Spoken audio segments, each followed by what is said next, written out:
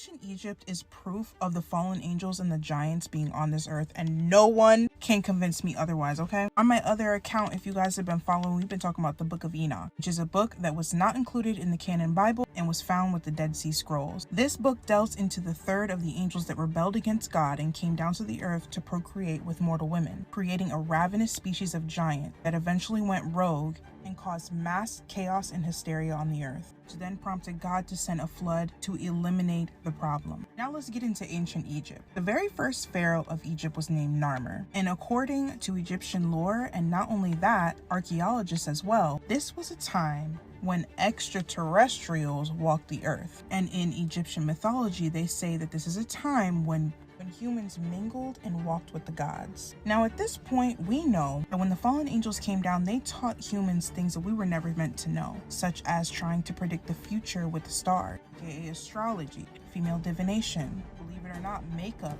jewelry.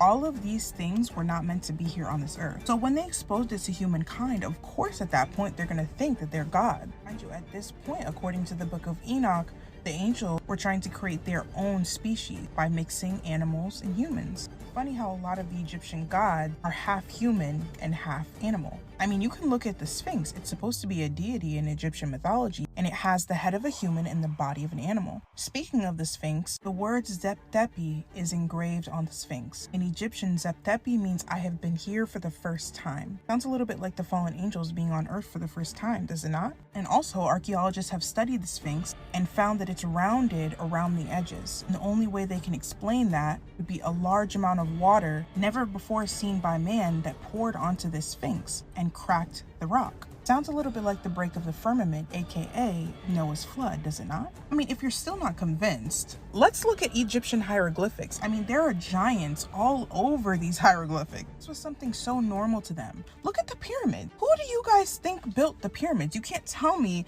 that humans did that. For example, the Great Pyramid of Giza has 2.3 million stones, each of them ranging from about 8 to 20 tons. They are set in such a way that if even one of them was off, the whole thing would come crumbling down. Speed of sound travels 3 times faster in pyramids, and anything that goes in there does not decay. At the top of the pyramid is something called ultram, which is a mix of gold and silver. To this day, we still cannot successfully mix gold and silver together. To say the least, these pyramids are magical and full of things that we can't explain. Don't you find it funny that the pyramids exactly line up with the Orion star system, or that their altitude exactly measures up to the number of the speed of light? You still don't believe me? Don't you find it funny that the Great Pyramid of Giza is 455 feet tall, and the Book of Enoch coincidentally says that giants got up to 450 feet tall? You can't tell me that anything but the Nephilim built those pyramids, okay? As always, make sure you guys like and follow and comment down below if you want a part 2.